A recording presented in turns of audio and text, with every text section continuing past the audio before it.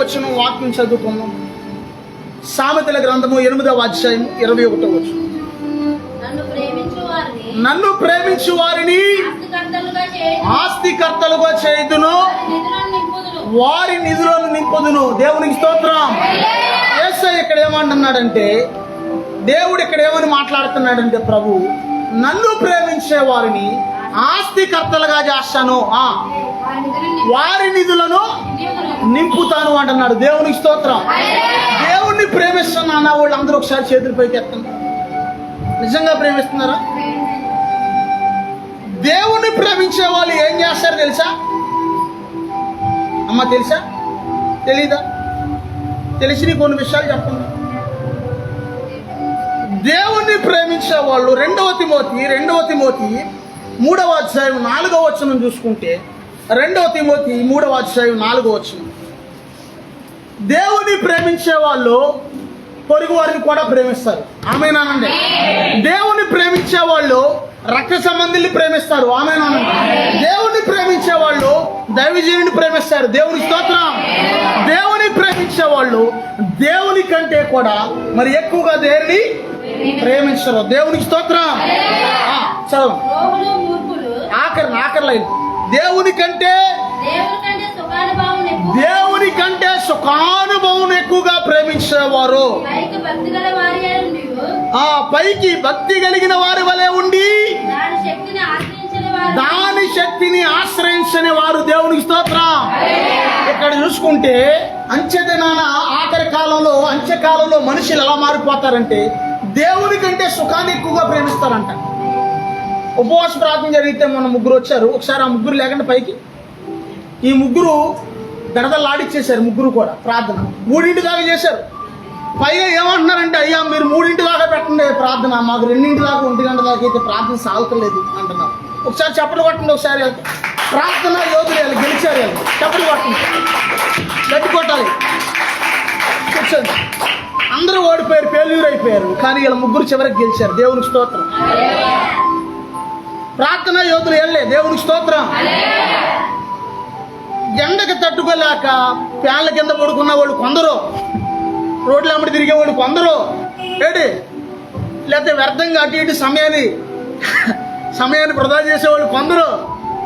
సగం మీరు అందరూ నవ్వుతుంటే నాకు కూడా సగం నవ్వుతాయి ఆకి చెప్పాలనిపిస్తుంది. నేను చెప్తుంటే కొంతమంది సగం నవ్వుతున్నారు. సగం. దేవునికి స్తోత్రం. దేవునికి స్తోత్రం. గెలవాలి మనం. ఆమేనా? దేవుని ప్రేమించేవాడంట అంత్యకాలంలో దేవుని కంటే ఎక్కువగా సుఖాన్ని ప్రేమిస్తారంట. అందులో ఇంకా చాలా అర్థం ఉంది. సుఖాన్ని ప్రేమించడం అంటే రెస్ట్ తీసుకోవటం, సుఖాన్ని ప్రేమించడం అంటే పాపాన్ని ప్రేమించడం.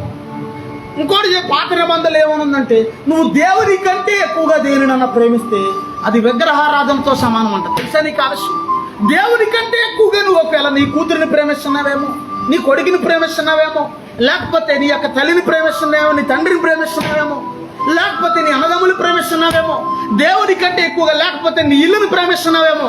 అమ్మో నా ఇల్లు ఇల్లు ఇల్లు ఇల్లు ఇల్లు ఎక్కడే ఉంటుంది, కానీ మనం మాత్రం అమ్మో నా ఇల్లు నా ఇల్లు నా ఇల్లు నా బంగారం, నా డబ్బు నా డబ్బు నా డబ్బు. నాగరిపోడు రాజాగారు ఎవరో ఇన్కమ్ ట్యాక్స్ వాళ్ళు వస్తున్నారని ఆ డబ్బు మూటలు, అమ్మో నా డబ్బు నా డబ్బు బాబోయ్ తీసుకెళ్ళిపోతారు, నా డబ్బు తీసుకెళ్ళిపోతారు బాబోయ్, నా డబ్బు అంటానే ఆర్ట్ స్టోక్ వచ్చేసిందంట రాజాగారు. అవునా? ఏమైందండి? ఇవన్నీ ఎక్కడే ఉంటాయి. మనం దేవుని ప్రేమించాలి. ఆమేనా? యేసయ్య కూడా చాలా మంచోడు, చాలా తెలివైనడు. ఆయన కూడా తెలుసు. ఐ లవ్ యూ జీసస్ అన్నాం అనుకో, నువ్వు నిజంగా ప్రేమించుకోకుండా ఐ లవ్ యూ జీసస్ అన్నాం అనుకో, ఆయన ఏం చేస్తాడంటే నవ్వుతాడు. కీర్తనల గ్రంథం 2వ అధ్యాయంలో ఉంటుంది. ఎందుకన్నా నటిస్తావు?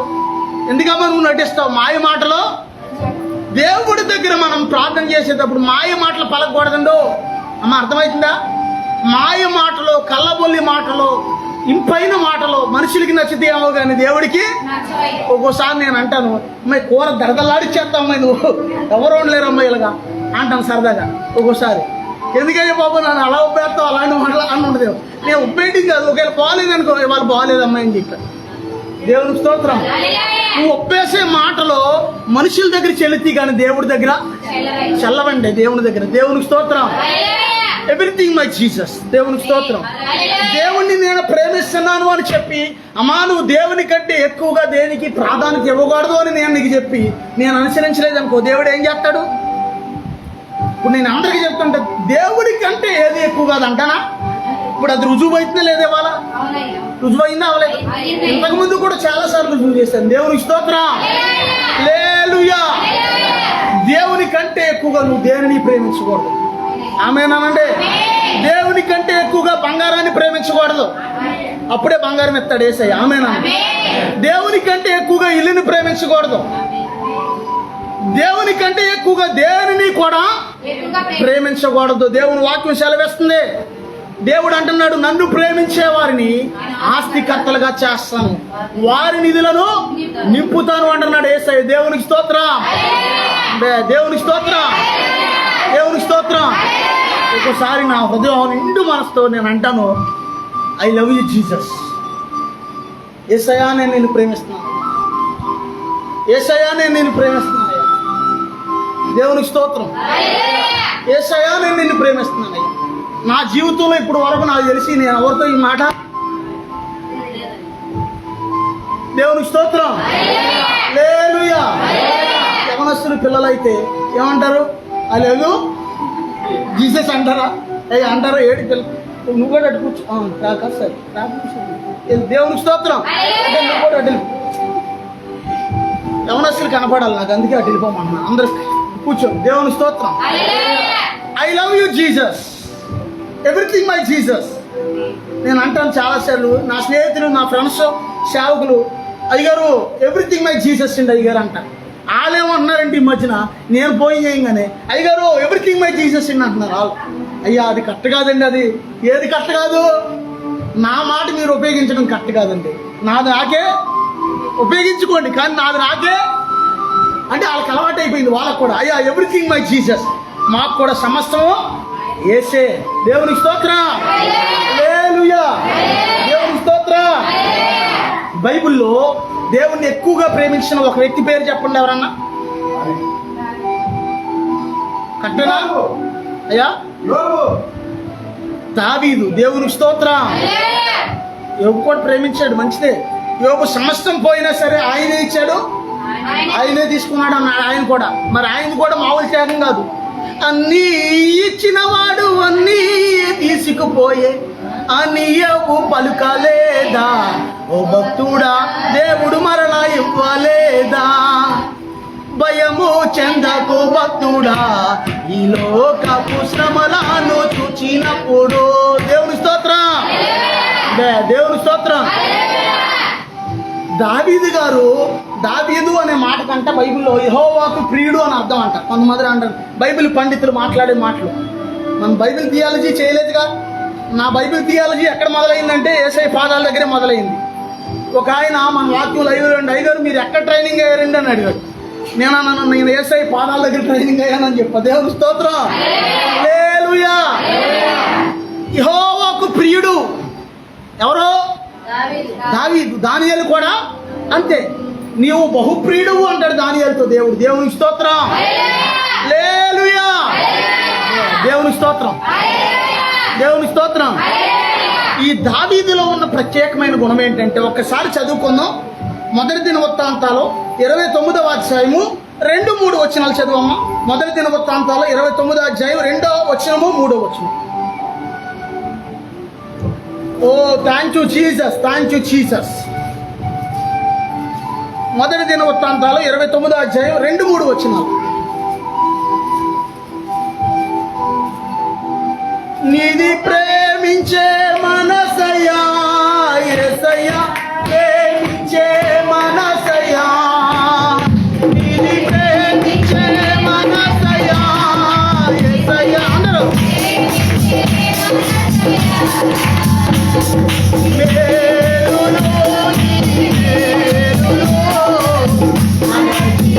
లేదయ్యా.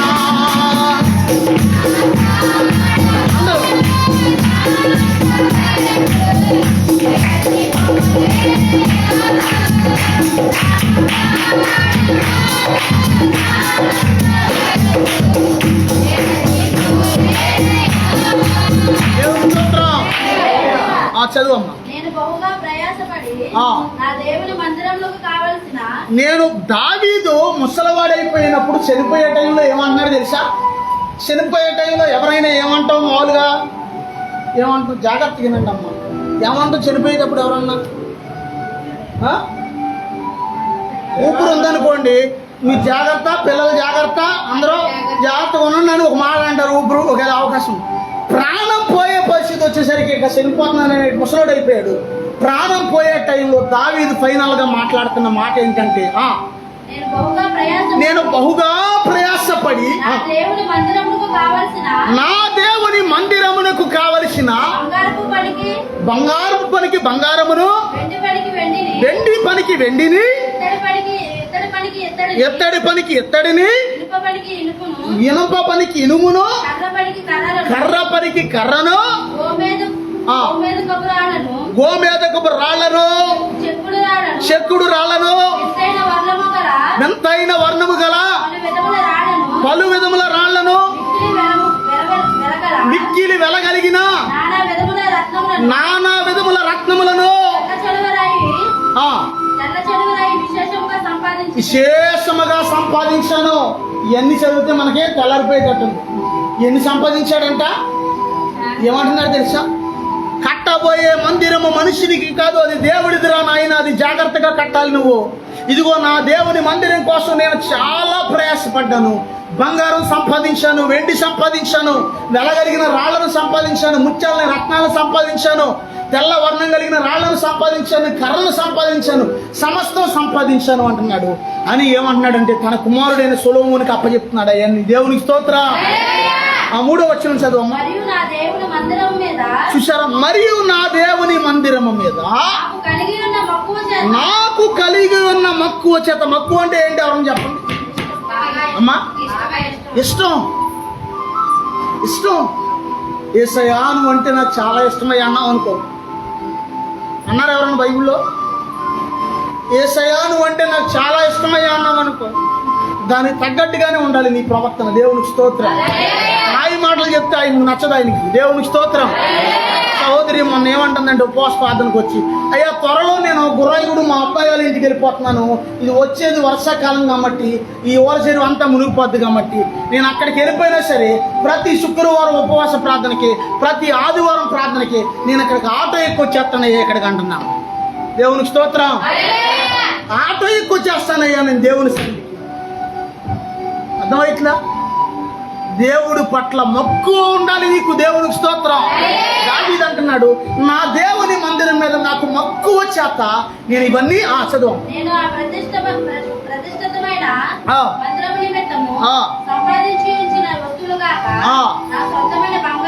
నా సొంతమైన బంగారాన్ని కూడా వెండిని కూడా నా దేవుని మందిరము నిమిత్తము నేను ఇచ్చేదను అంటున్నాడు. దేవుని స్తోత్రం. దేవుని స్తోత్రం. దేవుని పరిచర్య నిమిత్తం, దేవుని మందిరం కోసం ఎప్పుడైనా నేను బంగారం ఇచ్చానయ్యా అన్నవాడు చేతుల పైకి ఎత్తండి. ఇక్కడ ఒక్కరు లేరు, కానీ గతంలో ఒక సహోదరుడు దేవుని పరిచర్య కోసం ఒక కాసు చైను, ఒక ఉంగరం ఇచ్చేసాడు దేవుని కోసం. దేవుని కోసం నేను వెండిచ్చానయ్యా అన్నవాడు చేతుల పైకి ఎత్తండి. సరిగా ఎత్తండి అమ్మా, మీకు గొట్టెట్టి చెప్పలేంటి?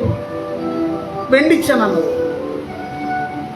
దావీదు అయితేనంట బంగారము, వెండి, వెలగలిగిన రాళ్లను. నీకు ఒక విషయం చెప్తున్నాను, చనిపోయేటప్పుడు సాధారణంగా ఎవరికి ఇస్తారు ఎవరైనా ధనం? అమ్మా, నేను అక్కడ ఇంత బంగారం దాచాను, అక్కడ మనకి ఇంత డబ్బు ఉంది, అక్కడ ఇంత వస్తాయి, అవన్నీ ఇలా చేసి అలా చేసుకో జాగ్రత్తగా అని చెప్తారా?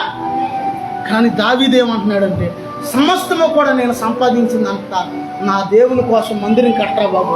ఇదిగో ఇంకా నువ్వు సంపాదించి మందిరం కట్టు. కట్టబోయే మందిరం చాలా ఘనంగా ఉండాలి, గొప్పగా ఉండాలి, దేవునికి మహిమ కొరకు ఉండాలి అంటున్నాడు. దేవునికి స్తోత్రం. హల్లెలూయా. బైబిల్లోనంట దావీదు పేరు మన థామస్ అయ్య గారు చెప్తుంటే విన్నాను, 970 సార్లు ఉందంట ఆ పేరు. కొంతమంది పేర్లు ఒకసారి కూడా లేదు. లోతు ఆయన భార్య పేరు లేదు, లోతు భార్య అని ఉంది.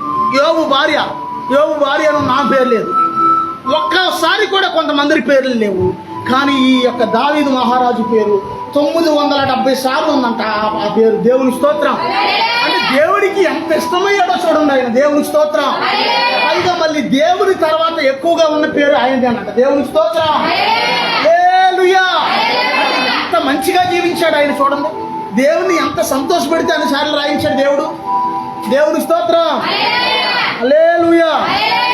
దేవునికి స్తోత్రం. తర్వాత మరో మాట చూసుకుంటే, అందుకే మనం ఏం చేయాలంటే, నువ్వు దేవునికి ఇష్టంగా ఉన్నావా లేదా ఒకసారి చెక్ చేసుకో. దేవుడంటే నాకు ఇష్టమని మాయ మాటలు చెప్తే నమ్మడాయినా నీ ప్రవర్తన తెలియాలి. దేవుని స్తోత్రం. నీ ప్రవర్తన ఇష్టంగా ఉండాలి. దేవుని మందిరమునికి వెళ్ళినప్పుడు కూడా నీ ప్రవర్తన సరిచూసుకొని దేవుని వాక్యం సెలవిస్తుంది. దేవుణ్ణి ప్రేమించేవాడు పొరుగు వారిని కూడా ప్రేమిస్తాడు. ఆమేనండి. తెలుసా నీకు ఆ విషయం? దేవుణ్ణి ప్రేమించే వ్యక్తి రక్త సంబంధులు కూడా ప్రేమిస్తాడు. రక్త సంబంధికి, నీ రక్త సంబంధికి ముఖం తప్పింపకూడదు అని ఉంది. ఇన్నిసార్లు మా సహోదరి దుఃఖంలో ఉంటే ఇన్నిసార్లు ఎందుకు వెళ్ళొచ్చు? మాస్టర్ గారు డబ్బు ఎక్కువైంది అందుకు వెళ్ళారు అంటున్నారా? రక్త సంబంధికి ముఖం తప్పింపకూడదు, బైబిల్లో ఉంది. దేవునికి స్తోత్రం. హల్లెలూయా. దేవునికి స్తోత్రం. ఇంకా దేవుని ప్రేమించే వాళ్ళు ఇంకేం చేస్తారు చెప్పండి? పడతలేదు ఎవరికి? చెప్పండి అమ్మా. ఇంకేం చేస్తారు? వినపడతల్లా? ప్రార్థన మంచిదమ్మ, సంతోషం. ఇంకా ఇంకా దేవునికి స్తోత్రం. దేవునికి స్తోత్రం. మేము మొన్న ఏ రోజునే మనం పరిచయకి వెళ్ళింది గురువారం. National green field highway, green field highway ఎటు వెళ్ళిన ప్రభావ పరిచయకి అని ప్రార్థన చేస్తుంటే సడన్ గా పరిచయకి వెళ్ళాలనిపించింది నాకు. పాంప్లెట్లు పరిచయకి, దేవుని సువార్త ప్రకటించడానికి. ఎటు వెళ్ళిన ప్రభావ అంటే గ్రీన్ ఫీల్డ్ హైవే మీదకి వెళ్ళమని దేవుడు బయలుపోస్తే చూపిస్తుంటే అటే మేము కరెక్ట్గా బయలుదేరి సహోదరుడు నేను ఇద్దరం వెళ్తుంటే మా జతకం ఇంకో పాస్టర్ గారు ఒక ఆయన కలిశాడు. నేను బరంపాలెం వెళ్తున్నానండి అంటే సరే ఎక్కువ. మా బండి గాలి లేదండి, మా బండి జోకర్ లాగమండి, మా బండి ముసలి ఇంజిన్ అయిపోయిందండి, అది ముందుకు వెళ్ళదండి. ఎట్లాంటి మాట్లాడడం మన దగ్గర ఏడే? దేవుని స్తోత్రం. అందుకు మన మాటలు రావు, ఎక్కువ పర్లేదు. రథసారథి ఎవరంటే నేనే, రథసారథి నేనే. పాంప్లెట్లు పంచేది ఎవరంటే వీళ్ళిద్దరు. దేవుని స్తోత్రం. అద్భుతం ఏంటంటే నేను ఇండియా అంతా వెళ్ళకోకుండానే ఇండియాలో ఉన్న రకరకాల రాష్ట్రాల వాళ్ళందరినీ ఇక్కడ గ్రీన్ ఫీల్డ్ మీద తీసుకొచ్చాడు దేవుడు. మీది ఏ రాష్ట్రం అంటే ఒకలేమో ఎంపీ అంటున్నారు మధ్యప్రదేశ్, ఒకలేమో మహారాష్ట్ర అంటున్నారు, ఒకలేమో బీహార్ అంటున్నారు. అబ్బా భలే ఉంది ఇదేదో అని పంచుకుంటా వెళ్ళిపోయిన తర్వాత కడకి వెళ్ళిన తర్వాత బొరంపాలెం ప్రాంతానికి వెళ్ళిన తర్వాత ఆ పాస్టర్ గారితో ఒక మాట అన్నా. నేను ఏమన్నానంటే, అయ్యా ఇంత ఎండలో దేవుడు మాకు ఇల్లు ఇచ్చాడు, మందిరం ఇచ్చాడు, ఏసీ ఇచ్చాడు, కారు ఇచ్చాడు, బంగారం ఇచ్చాడు, అన్నీ ఇచ్చాడు. ఇంత ఎండలో పడి ఎందుకు వచ్చామో తెలుసా ఈ పాంప్లెట్లు పంచడానికి అని అడిగాను. ఆయన అర్థమవుతుందమ్మా? ఆయన ఏమన్నాడు, దేవుని పని కాబట్టి వచ్చారయ్యా. కట్టే అది. దేవునికి స్తోత్రం. మనం ఆయన పని చేస్తే ఆయన మన పని చేస్తాడు. ఆమేనమ్మా. దేవుని స్తోత్రం. లేదయ్యా నేను ఏదో నా స్వార్థం కోసం నేను బ్రతుకుతాను, నేను స్వార్థంగా తింటాను, నా తినడం కోసమే బతుకుతాను, లేకపోతే నా పిల్లలు పెంచడానికే బతుకుతాను, లేకపోతే నా బంధువులకు సాయం చేయడానికే బతుకుతాను, దేవుని కోసం నేను ఏది చేయను అంటే నీ కర్మే కది. దేవుని రాజ్యంలోకి వెళ్ళాక నీకేమి ఏమి ఉండదు, శూన్యం. అక్కడంతా రక్షణ కేవలం యేసు ప్రభు నీ కోసం రక్తం కార్చాడు కాబట్టి రక్షణ ఉంటుంది, కానీ ఇంకా తప్పితే నీకు వేరే ఆశీర్వాదం ఏముండదు అనమాట. దేవునికి స్తోత్రం. దేవుని స్తోత్రం. అందుకే మనం బ్రతికొండంగానే దేవుని పని చేయాలి. ఆమేనండి. దేవునికి స్తోత్రం. హల్లెలూయా. అలా దేవుని కోసం ఇంకా ఎవరెవరు ప్రయాసపడ్డారు? ఇంకోటి చెప్పనా, ఇంకో విషయం చెప్పనా? దేవుని కోసం నువ్వు చేసే ప్రతిదీ లెక్కించబడద్దు. తెలుసా నీకు ఆ విషయం? తెలుసా తెలీదా? నేను వాక్యమే వినిపిస్తున్నా, నేను నా సొంత మాటలు కాదు. దేవునికి స్తోత్రం. దేవుని కోసం నువ్వు చేసే సమస్తాన్ని దేవుడు లెక్కిస్తాడు. దేవునికి స్తోత్రం. హల్లెలూయా. ఆ యొక్క మరో మాట చూసుకుంటే లూకాసు వార్త 7వ అధ్యాయము 44వ వచనం నుంచి 47వ వచనం వరకు చదవండి. Oh thank you Jesus, thank you Jesus, thank you Lord. లూకాసు వార్త 7వ అధ్యాయము 44 నుంచి 47 వరకు. ఆ స్త్రీ వైపు తిరిగి సీమోనుతో ఎట్లనెను, ఆ స్త్రీని చూస్తున్నానే, నేను నీ ఇంటిలోనికి రాగా ఆ. నీవు నా పాదములకు నీళ్ళే లేదు గాని ఆ.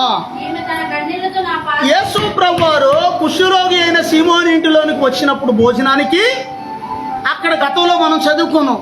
ఒక స్త్రీ మిక్కిలి విలువ కలిగిన అచ్చ జటామాంస అత్తరు తీసుకొచ్చి యేసయ్య తల మీద పోసింది అని చదువుకున్నాం కదా.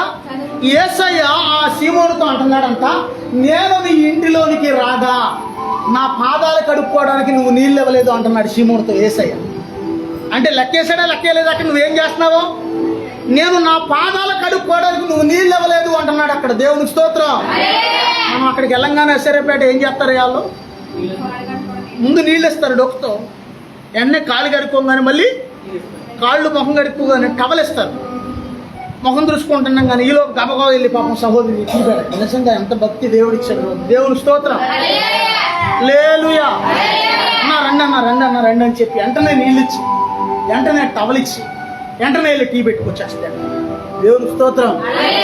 కనీసం కొంతమందికి ఈ విధానం కూడా అక్కడక్కడ ఈ విధానం కూడా తెలియదు. దేవునికి స్తోత్రం. అసలు సేవకుడి విలువ తెలియని వాళ్ళు పోలు మంది ఉన్నారు. సేవకుడి విలువ చాలా మందికి తెలియదు. దేవునికి స్తోత్రం. యేసయ్య అంటున్నాడు, సీమోను నేను నీ ఇంటిలోనికి వచ్చినప్పుడు నువ్వు నా కాళ్ళు కడుక్కోవడానికి నీళ్ళు ఇవ్వలేదు అంటున్నాడు యేసయ్య అంటున్నాడు అక్కడ. తర్వాత ఏమో తన కన్నీళ్లతో నా పాదాలు తడుపుతుంది. అంటే పాదాలు ఏం చేసింది, కన్నీటితో కడిగేస్తుంది. దేవునికి స్తోత్రం. అందరూ చేస్తుంది. దేవునికి స్తోత్రం. తర్వాత ఏం చేసింది, తన తల వెంట్రుకలతో, మొత్తానికి ఈవిడ తల చాలా పొడుగుండి ఉంటుంది, ఇలా వాళ్ళు యేసయ్య పాదాల మీద తల వెంట్రుకలతో తుడిచేస్తుంది. ఎంత ప్రేమ చూడండి యేసయ్య. దేవునికి స్తోత్రం. ఎంత ప్రేమ అంటారు యేసయ్యకి. చాలా మంది కొంతమంది యేసయ్యని హృదయపూర్వకంగా ప్రేమించే వాళ్ళు ఉంటారు. సంఘంలో గోధుమలు ఉంటాయి, గురుగులు కూడా ఉంటాయి. తెలుసా నీకు ఆ విషయం? యేసయ్య చెప్పాడు, హృదయపూర్వకంగా ప్రభు అంటే చాలా ఇష్టమైన వాళ్ళు ఉంటారు. దేవునికి స్తోత్రం. హల్లెలూయా. ఒక ఆయన ప్రతిరోజు కూడా చర్చి దగ్గరికి వెళ్ళి చర్చి ఎదుర్కొంటాకి వెళ్ళి అక్కడికి ప్రార్థన చేయడం రాదంట. ప్రభా నేను నీ జిమ్మీని వచ్చాను ప్రభా అనేవాడు. ప్రార్థన చేయడం రాదు ఆయనకి. నేను నీ జిమ్మీని వచ్చాను ప్రభా అనేవాడు అంట. ఈయనకి కొంతకాలానికి అనారోగ్యమై హాస్పిటల్లో ఉంటే డైరెక్ట్ ప్రభు అక్కడికి వచ్చేసాడు ఈయన దగ్గర. జిమ్మీ నేను నీ ప్రభువుని వచ్చాను అన్నాడంట యేసయ్య. దేవునికి స్తోత్రం. హల్లెలూయా. దేవునికి స్తోత్రం. ఆ తర్వాత చదువు. అంటే ముద్దు పెట్టుకోవటం అంటే దానికి అర్థం ఏంటి, వందనాలు. యూదుల ఆచారం ఒకరికొకరు ముద్దు పెట్టుకుంటే అది వందనాలు లెక్క. యేసయ్య ఏమంటున్నాడంటే, నేను నీ ఇంటిలోనికి వచ్చినప్పుడు నా పాదాలకు కడుక్కోవడానికి నీళ్ళు ఇవ్వలేదు, అంతేకాకుండా టవల్ కూడా ఇవ్వలేదు, అంతేకాకుండా నువ్వు నన్ను ముద్దు పట్టుకోలేదు. అంటే వందనాలు, కనీసం వందనాలు చెప్పాలన్న జ్ఞానం కూడా అతనికి లేదు. తర్వాత ఈమె నా పాదములు ముద్దు పెట్టుకుంటుంది, మానలేదు. నీవు నూనెతో నా తల అంటలేదు. పాదాలకు అత్తరు పూసిందంట. అంటే అత్తరు తల మీద పోయడమే కాకుండా అత్తరు పాదాలకు కూడా పూసిందంట. దేవునికి స్తోత్రం. హల్లెలూయా. దేవునికి స్తోత్రం. ఆరాధన నా యేసయ్యకే, రాజులకే రాజువే, నీవు ప్రభువులకే ప్రభువే. ఆరాధన ఆరాధన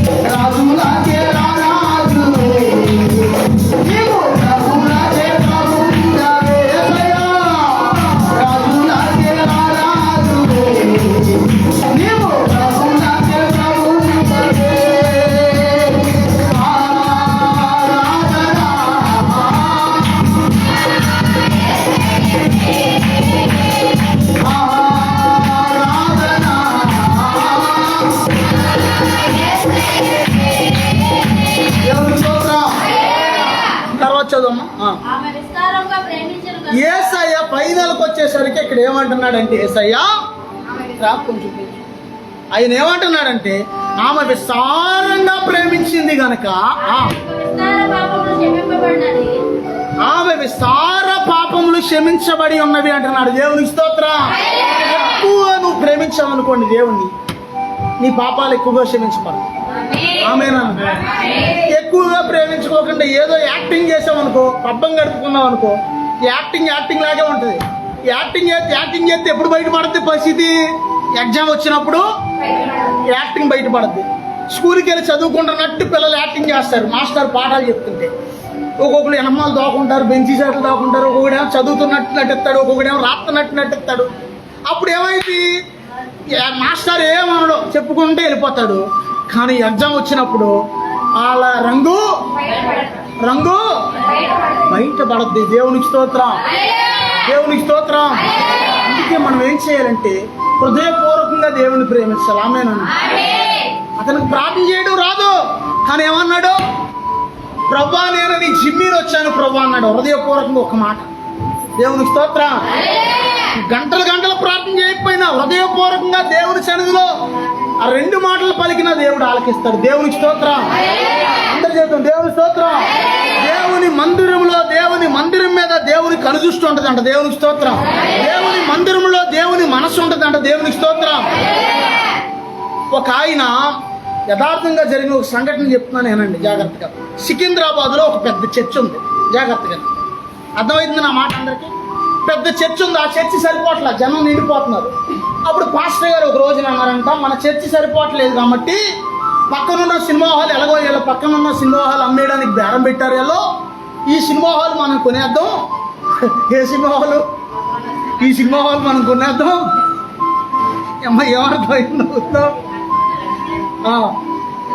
పక్కనున్న ఈ సినిమా హాల్ మనం కొనేద్దాం, చర్చిలో కలిపేద్దాం, మీరు అందరూ బలంగా సహకరించండి అని పాస్టర్ గారు చెప్తే, ఆ చర్చిలో ఉన్న వాళ్ళందరూ కోటీశ్వరులు అంట.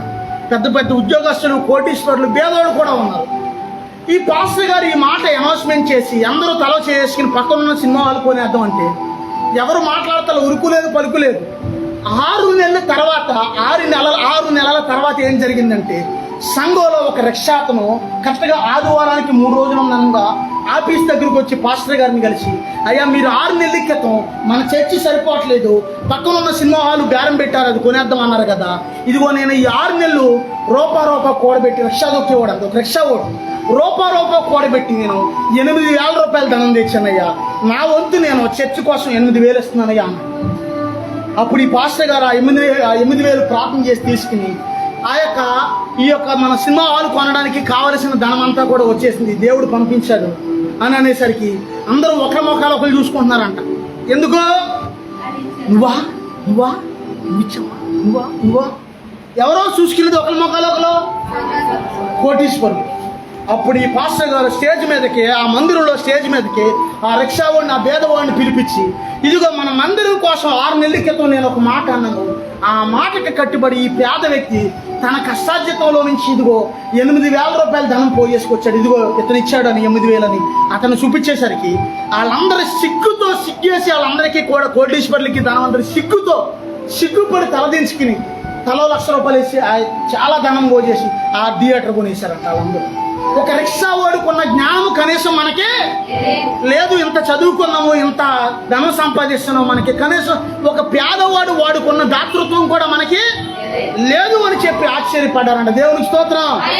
ఆ రోజున మండి టెండలో నేను ఇక్కడ ప్రార్థన చేసుకుంటున్నాను, మీరు అందరూ సహకరించే వాళ్ళు కాదంటలేదు. మండి టెండలో ప్రార్థన చేసుకుంటే ఒక సహోదరి ఆమె 10 కాగితాలు, 5 రూపాయల బిళ్ళలో 10 కాగితాలు ఈ కవర్లో ఎంత పోజేసుకొచ్చి, అయ్యగారు ఈ మధ్యన రావట్లేదు కాబట్టి దశంభాగం పోజేసుకొచ్చాను అన్నాను. అన్ని యూత్ వజ్జిగా లేవు, 10 రూపాయల కాగితం, 20 రూపాయల కాగితం, 5 రూపాయల బిళ్ళ, అలా మొత్తం అవన్నీ సుమారుగా లెక్కెత్తే 1,400 రూపాయలు ఉన్నాయి అందులో. నాకు ఆశ్చర్యం వేసింది. దేవునికి స్తోత్రం. నన్న శ్రీనివాసపురం రూతు, దేవునికి స్తోత్రం. ఆశ్చర్యం వేసింది నాకు. పేద వ్యక్తి ఆ అమ్మాయి. దేవుడి మనస్సు మనం ఎలా ఉండాలంటే, దేవుడి దగ్గర మన బుద్ధి ఎక్కడ బయటపడద్దంటే, దేవుడి దగ్గర దేవుని సన్నిధిలోకి వచ్చి ప్రార్థన చేసే కాడ బయటపడద్దే, దేవుని పరిచర్యకి సహకరించే కాడ కూడా మన బుద్ధి బయటపడద్దు. దేవుని స్తోత్రం. అందుకే మీరు గమనిస్తే ఎక్కువగా చర్చి పనులు జరిగినప్పుడుగా ఎక్కువగా ధనం మొదటగా ఎక్కువగా నేనే ఖర్చు పెడుతుంటా చాలాసార్లు. మీరు కావాలంటే మీరు లెక్కలు వేసుకున్నా సరే మీకు అర్థమైపోతుంది. ఎప్పుడో ఒక్కొక్కసారి ఎప్పుడన్నా సంఘంతో ఖర్చు పెట్టిస్తాను. ఫస్ట్లో ఒకసారి మాత్రం అందరితో తల సిమెంట్ కట్టేయండి అని ఇచ్చాను. తర్వాత ఇక వరుసన నేనే ఖర్చు పెడతా ఉన్నాను ఎక్కువగా. ఎందుకంటే ఆ ఆశీర్వాదం నాకు తెలుసు. దేవుని స్తోత్రం, హల్లెలూయా. దేవుని కోసం మనం చేసింది ఏది వృధా అవ్వదు. దేవుని స్తోత్రం. అందుకే యేసయ్య ఏమన్నాడంటే ఈమె ఎక్కువగా నన్ను ప్రేమించింది కాబట్టి ఈమె యొక్క ఎక్కువ పాపాలు, విస్తారమైన పాపాలు క్షమించబడుతున్నాయి అంటున్నాడు యేసయ్య. దేవుని స్తోత్రం. నువ్వు ఎక్కువగా దేవుని ప్రేమించావు అనుకోండి, నీ ఎక్కువ పాపాలు క్షమించబడతాయి. ఒకటి. రెండోది, దేవుణ్ణి ప్రేమించే వారికి దేవుడు ఏం చేస్తాడు అంటే ఆస్తికర్తలుగా చేస్తాడు దేవుడు. దేవుని స్తోత్రం. ఆస్తికర్తలుగా చేస్తాడు. దేవుని స్తోత్రం. చాలా మంది అమ్మో ఆయనకి ఎంత ధనమా, వాళ్ళకింత పొలమా, వాళ్ళకింత స్థలాలా, ప్రభు ఏంటైనా ఈ అన్యాయం, వాళ్ళకేమో ఇదిగో అంత పొలం ఇచ్చేసావు మందిరానికి, ఇదిగో నాకు చూస్తే నేను చిన్న రేకుల చెట్టులో ఉంటున్నాను, ఏంటైనా ఈ అన్యాయం అంటే వాళ్ళ త్యాగం నీకు కనపడద్దా వాళ్ళ త్యాగం? 5 కోట్లు పెట్టి థామస్ అయ్య గారు 2 ఎకరాల పొలం కొన్నారు ఈ మధ్యన హైవే పక్కన రాజమండ్రిలో మందిరం కోసం. 5 కోట్లు పెట్టి, అమ్మో 5 కోట్లా అంటావు. కానీ ఆయన దేవుని కోసం ఎంత చేశాడనేది ఎవరికి తెలుస్తుంది? నీకు తెలుస్తుందా?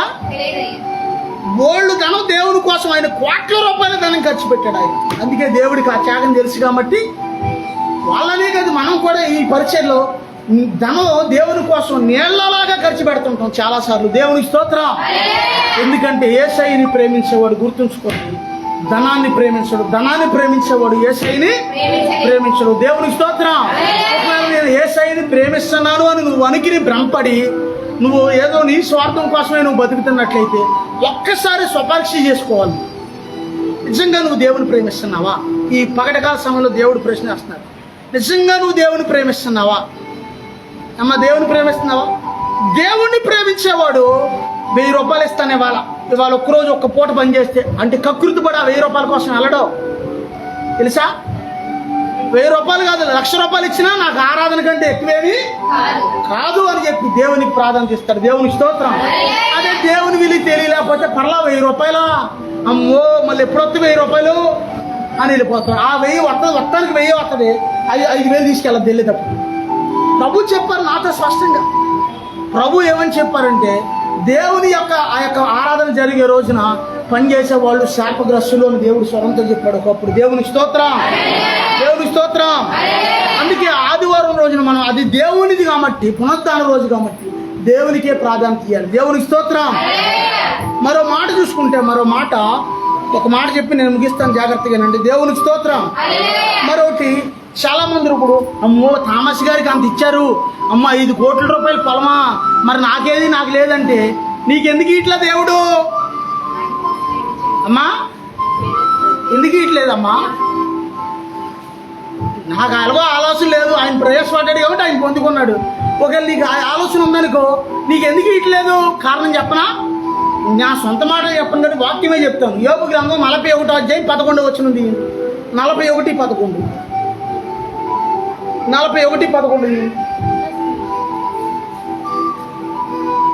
యోబు గ్రంథం 41వ అధ్యాయం 11. నేను తిరిగి ఇయ్యవలసి ఉండినట్లు నాకెవడైనను ఏమైనను ఇచ్చెనా? ఆకాశ వైశాల్యమంతటి కిందనున్నదంతయు నాదే కదా అంటున్నాడు దేవుడు. దేవుని స్తోత్రం. అంటే ఈ భూమి అంతా నాదే కదరా, వెండి నాది, బంగారం నాది, భూమి నాది, సమస్తము నాదే, సమస్తము దేవుడిదే. ఆమేనండి. తిరిగి దేవుడు ఇవ్వవలసి అంటే అక్కడ వాక్యంలో అంటున్నాడు నేను తిరిగి ఇవ్వవలసి ఉండినట్లు నాకెవడైనా. అమ్మో పాస్టర్ గారికి దేవుడు ఎలా సహాయం చేస్తుంటాడు. నీకు చేస్తాడు నువ్వు నమ్మకం ఉంటే నీకు చేస్తాడుగా. నమ్మకం ఎక్కడ ఉంటుంది? నీకు కాసేపు నమ్మకం ఉంటే కాసేపు నమ్మకంగా ఉండవు. నువ్వు నమ్మకస్తురాలుగా ఉన్నావు అనుకో, దేవుడి దగ్గర నమ్మకస్తుడిగా ఉన్నావు అనుకో, దేవుడు నీకు సహాయం చేస్తాడు. దేవుడు ఏమైనా స్వార్థపరుడా? కాదుగా. దేవుని స్తోత్రం. మనం ఎక్కడ ఉంటుంది నమ్మకత్వం? విత్తనాలు కూడా మనమే తినేస్తాం, ఇంకా పంట ఎక్కడ వస్తుంది ఏంటి? దేవుని స్తోత్రం. మీరు కాదులే, అక్కడక్కడ ఉన్నారు లైవ్లో ఎవరో ఏంటంటారు కదా, మీరు కాదులే, మీరు మంచోళ్ళే. దేవుని స్తోత్రం. కొంతమంది విత్తనాలు కూడా తినేస్తారు. ఎప్పుడు దరిద్రత వాళ్ళ ఇంట్లో తాండవం ఆడుతుంటుంది, నాట్యం చేస్తుంటుంది. దరిద్రత నాట్యం చేస్తుంటుంది వాళ్ళకి. దేవునికి నువ్వు నమ్మకంగా ఉంటే దేవుడు నిన్ను ఏం చేస్తాడయ్య అంటే ఆస్తికర్తలుగా చేస్తాడు. ఆయన్ని ప్రేమించే వారిని వారి నిధులను నింపుతాడు ఆయన. అంతేకాకుండా దేవుని వాక్యం సెలవిస్తుంది, పెంట కుప్పల మీద నుంచి బేదలను పైకెత్తేవాడు ఆయనేనంట. దేవునికి స్తోత్రం. అందరూ చెప్తారు దేవునికి స్తోత్రం.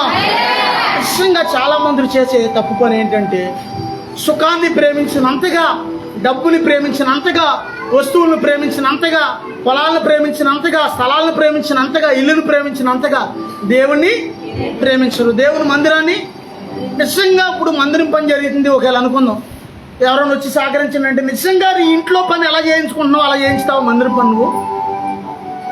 చెప్పండి అమ్మ సమాధానం. నిజంగా ఇంట్లో పనిలా చేపిస్తావా మందిరం? ఎందుకంటే మన ఇల్లు కాదు ఇది ఎవరి ఇల్లు? ఇది దేవుని ఇల్లు, మంద కాదు ఇది. మన ఇల్లు అనుకో, మనం అద్దాల మేడలాగా తయారు చేస్తాం మన ఇల్లుని, అది అవునా? మరి దేవుని ఇల్లు కాబట్టి దేవుడే చేయించుకుంటాడు, అంతేనా? ఇప్పుడు పనులు ఏమి లేవు, కంగారు పడద్దు ఎవరో కూడా. మీరు అలాగని మన మందిరంలో పనులు ఏమి లేవు. దేవుని స్తోత్రం. హల్లెలూయా. ఓ పాస్టర్ గారు ఒక ఆయన మధ్య నా దగ్గరకు వచ్చాడు దూర ప్రాంతం నుంచి. అయ్యా మా చర్చికి ఒక 2 రేకులు పీట్లు ఇచ్చేయండి అయ్య గారు, కోతులే దూకి. ఆ 2 రేకులు ఎవరన్నా ఏదైనా సాయం చేస్తే 2 రేకులు కొందాం అనుకుంటున్నానండి అన్నాడు. సాయం చేస్తే 2 రేకులు కొంటావు నువ్వు? బుద్ధి ఉందా అసలు నీకు? సిగ్గు ఉందా మాట్లాడడానికి? ఎవరైనా సాయం చేస్తే 2 రేకులు కొంటావా? సిగ్గుపడాలి ఆ మాటకి. 2 రేకులు ఏమో పెద్ద తీసేసి నువ్వు వెళ్ళి కొనుక్కొచ్చి, లేకపోతే అవసరం పోనీ పెద్దదనుకో, పోనీ అందరూ సహకరిస్తే పోనీ తల చేస్తే అనుకోవచ్చు. ఎవరో సాయం, ఎవరో వస్తారు, ఎవరో వచ్చి నన్ను ఉద్ధరిస్తారు, ఎవరో వచ్చి నాకు మందిరం కడతారు, ఎవరో వచ్చి నాకు బిల్డింగ్లు కడతారు, కోట్లు కడతారు. ఆ కోట్లలో నేను ఉయ్యాలు ఊగుతానని కళ్ళ కానొద్దు. మన పనులు మనమే చేసుకోవాలి, మన దేవుని పని మనమే చేయాలి. దేవుని స్తోత్రం. అందుకే దావీదు చనిపోయే టైంలో దేవుని మందిరం మీద అతనుకున్న మక్కువని రాయించాడు అక్కడ దేవుడు. దేవుని స్తోత్రం. మక్కువ చేత అతను చేయగలిగిన దానికంటే ఎక్కువ శక్తి కొలది చేశాడు. అంతేకాకుండా అచ్చ జటామాంసి అత్తరు తీసుకొచ్చిన స్త్రీ కూడా శక్తి కొలది దేవుని అభిషేకించింది. ఆ యొక్క అత్తరు పోసి ఆయన తల మీద. దేవుని స్తోత్రం. హల్లెలూయా. విస్తారంగా యేసయ్యని ప్రేమించింది కాబట్టి విస్తారమైన ఆమె పాపాలు క్షమించబడింది. దేవుడి కొద్ది వాక్యం దీవించును గాక. ప్రభు సన్నిధిలో ప్రార్థన చేసుకున్నాం. ప్రభా సహాయం చేయనైనా. అయ్యా విస్తారంగా నిన్ను ప్రేమించే మనసు నాకు దయచేయి అయ్యా. కపట మనసు నాకు వద్దయ్యా, వేషధారణ మనసు నాకు వద్దు నాయనా. అయ్యా ఇదిగో నేను నిన్ను ప్రేమిస్తున్నాను అని చెప్పి స్వార్థపూరితంగా కేవలం నా కొరకు నేను బ్రతికే మనసు కాదు నాయన. అయ్యా ఇదిగో దావీదుకి ఎట్లాంటి మనసునిచ్చావు నాయనా, ఆ స్త్రీకి ఎట్లాంటి మనసునిచ్చావు నాయనా. అయ్యా నీ సన్నిధిలో ఇదిగో నేను నీ బిడ్డనైనా నాతో మాట్లాడావయ్యా. ఇదిగో ప్రభు అంటున్నాడు, నన్ను ప్రేమించే వారిని ఆస్తికర్తలుగా చేయబోతున్నాను అంటున్నాడు యేసయ్య. ఇది ప్రాపసీగా రాబోతుంది ఈ మాట. మీరు ఎంతమంది రిసీవ్ చేసుకుంటున్నారో నాకు తెలియదు, కానీ దేవుణ్ణి ప్రేమించే ప్రజలందరూ ఇదిగో వారు ఎక్కడున్నా సరే, ఎక్కడున్నా ఒకవేళ లైవ్లో ఉన్నా సరే, వారిని దేవుడు ఆస్తికర్తలుగా చేయబోతున్నాడు. వారి నిధులను దేవుడు నింపబోతున్నాడు. ఇదిగో ఎందుకునైనా మరి నాకు ఇవ్వవు నువ్వు అంటే దేవుడు అంటున్నాడు, ఇదిగో నేను తిరిగి ఇవ్వవలసి ఉన్నట్లుగా నాకెవడైనా ఏమైనా ఇచ్చినా అంటున్నాడు దేవుడు. రాకాదాల రాబాదాల హల్బరందరద్దర. Thank you Jesus. తండ్రి నీకు వందనాలయ్యా, తండ్రి నీకు స్తోత్రాలయ్యా, తండ్రి నీకు స్తుతులు ప్రభు. నాతో మాట్లాడిన దేవుడు ఉన్నాయా అయ్యా, నాతో మాట్లాడావయ్యా, తండ్రి నీకు వందనాలయ్యా. ఇదిగో కేవలం నీ కొరకు నీవు బ్రతికితే, కేవలం నీ కుటుంబం కొరకు నీవు బ్రతికితే, నువ్వు ఒక స్వార్థపరురాలుగా నువ్వు బ్రతికితే నీకు ఏ ఉపయోగం లేదు. దేవుని కొరకు బ్రతుకు, దేవుని కొరకు ప్రయాసపడు. ఇదిగో సహోదరుడితో నేను మాట్లాడుతున్నప్పుడు నేను అన్నాను, దేవుడు నాకు సమస్తమును ఇచ్చాడు, అయినా ఎందుకు ఈ ఎండలో పడి వచ్చానంటే నా దేవుని పని కోసం వచ్చాను అని నేను చెప్తున్నాను. ప్రభు సన్నిధిలో ప్రభా నీ పని చేసే భాగ్యం నాకు దయచేయనైనా. ప్రభా నీ కోసం ప్రయాసపడే భాగ్యం నాకు దయచేయనైనా. ప్రభా నీ చిత్తానుసారంగా అడిగిలు వేసే మనసు నాకు దయచేయనైనా. అయ్యా స్వార్థపూరితమైన మనసు నుంచి నన్ను విడిపించిన ఆయన. అయ్యా కపట మనసు నుంచి నన్ను విడిపించిన ఆయన. యేసయ్యా నేను నిన్ను ప్రేమిస్తున్నాను అని నువ్వు చెప్పి ఒకవేళ కపటపూరితంగా స్వార్థపూరితంగా నువ్వు ఆ మాట అంటే, దేవుడు హృదయాంతరంగాలు ఎరిగిన వాడు, దేవుడికి సమస్తమును తెలుసు. ప్రభు సముఖంలో ప్రభా నీకు వందనాలయ్యా. ప్రభా ఇదిగోనైనా కపట మనసు నుంచి నన్ను విడిపించిన ఆయన, స్వార్థపు మనసు నుంచి నన్ను విడిపించిన ఆయన. అయ్యా ధనాపేక్ష నుంచి నన్ను విడిపించిన ఆయన. కేవలం ధనాపేక్ష కలిగిన వారు వారి కోసం మాత్రమే వారు బతుకుతారు, వారి పిల్లల కోసం మాత్రమే వారు ఇదిగో సంపాదిస్తారు. ఇదిగో దేవునికి దగ్గర నువ్వేమి దాచుకున్నావు, దేవుని రాజ్యంలో ఏమి సంపాదించావు నీవు, ఈ క్షణాన ఒకవేళ నీ ప్రాణం పోతే ఒకవేళ ఏం వస్తుంది నీతో? నువ్వు సంపాదించిన సమస్తం ఎక్కడే ఉంటుంది. ఇదిగో దేవుని కోసం ఎవరినైనా ఒక్కరికి దేవుని సన్నిధికి నడిపించావా, ఒక్కరికి దేవుని మాటలు చెప్పావా, దేవుని కోసం ఏమైనా ఎప్పుడైనా ప్రయాసపడ్డావా నువ్వు దేవుని సన్నిధిలో? ప్రభా నన్ను క్షమించయ్యా, ప్రభా నా ఉదయతను క్షమించయ్యా, ప్రభా నా బుద్ధిహీనతను క్షమించయ్యా, అయ్యా నా భక్తిహీనతను క్షమించయ్యా. అంచె దినాన మనుషులందరూ ఇదిగో దేవుని కంటే సుఖమును ఎక్కువగా ప్రేమించే వారిగా ఉంటారంట. ఇదిగో దేవుని కంటే దేనినైనా నీవు ఎక్కువగా ప్రేమిస్తే అది విగ్రహారాధనగా మార్చబడింది అని దేవుని వాక్యం సెలవిస్తుంది. ఒకవేళ దేవుని కంటే ఎక్కువగా నీ పిల్లల్ని ప్రేమిస్తున్నావేమో, దేవుని కంటే ఎక్కువగా నీ భార్యని ప్రేమిస్తున్నావేమో, దేవుని కంటే ఎక్కువగా నీ భర్తను ప్రేమిస్తున్నావేమో, దేవుని కంటే ఎక్కువగా నువ్వు ఎవరిని ప్రేమిస్తున్నావు అని అడుగుతున్నాడు యేసయ్య. ప్రభా స్వార్థపూరితమైన మనసు నుంచి నన్ను విడిపించు నాయన. అయా కపట మనసు నుంచి నన్ను విడిపించు నాయన. అయా ధనాపేక్ష నుంచి నన్ను విడిపించు నాయన. అయా అసూయ మనసు నుంచి నన్ను విడిపించయ్యా. నోరు తెరవండి అందరూ, ప్రభు మాట్లాడుతున్నాడు. అయా అసూయ మనసు నుంచి నన్ను విడిపించయ్యా. అయా నీ కొరకు ప్రయాసపడ్డావు నాకు నేర్పించు నాయన. నీ కొరకు రంపర్ జీసస్, యేసు కొరకు నువ్వు పరిగెత్తాలి. ఇదిగో యేసు కొరకు నువ్వు పరిగెత్తాలి. ప్రభా నీకు వందనాలయ్యా. అయ్యా నీ కొరకు పరుగులెత్తే జీవితం నాకు కావాలయ్యా. నీ కొరకు నాయన నా ప్రభా ప్రయాసపడే జీవితం నాకు కావాలయ్యా. అయ్యా నీ కోసం నాయన నా ప్రభా నా తండ్రి ఇదిగో నేను పరిగెత్తే కృప దయచేయి నాయన. ఇదిగో రన్ ఫర్ జీసస్, యేసు కొరకు నువ్వు పరిగెత్తు. ఇదిగో నీ జీవితం సార్థకమయ్యేది. ఇదిగో నీ జన్మ ధన్యమయ్యేది దేవుని సన్నిధిలో. ఇదిగో ప్రభా నీకు వందనాలయ్యా, ప్రభా నీకు స్తోత్రాలయ్యా. ఇదిగో స్వార్థపరురాలుగా నేను ఉండకూడదు నాయన. ఇదిగో కేవలం నా కోసం నా కుటుంబం కోసం బతికే వ్యక్తిగా నేను ఉండకూడదు నాయన. ప్రభా మీ రాజ్యాన్ని కట్టే వ్యక్తిగా నేను ఉండాలి ప్రభా. అయ్యా మీ రాజ్యం కొరకు పరిగెత్తే వ్యక్తిగా నేను ఉండాలి ప్రభా. ఇదిగో ఆయన రాజ్యమును నీతిని మొదట నువ్వు వెతికితే నీకు కావలసిన అన్ని దేవుడు ఇస్తాడు. నీకు ఆహారం ఇస్తాడు, వస్త్రాలు ఇస్తాడు, నివాసం ఇస్తాడు, సమస్తాన్ని దేవుడు సమకూరుస్తాడు ప్రభా. ఇదిగో నేను మీ రాజ్యంలో ఉన్న నీతిని వెతికే వ్యక్తిగా నన్ను చేయను ఆయన. అయ్యా నీ చిత్తానుసారంగా నా అడుగులు వేపించు నాయన. అయ్యా ఇదిగో నాయన నా సొంత తెలివిని బట్టి నాయన, అయ్యా సొంత జ్ఞానాన్ని బట్టి ముందుకు వెళ్ళవద్దు నాయన. అయ్యా నీ చిత్తానుసారంగా నన్ను నడిపించు నాయన అని ప్రార్థన చేసుకుందాం. అందరూ ప్రార్థన చేసుకుందాం. దేవుడు మనతో మాట్లాడాడు, దేవుని సన్నిధిలో ప్రార్థన చేసుకుందాం. ప్రభా నీకు వందనాలయ్యా అని ప్రార్థన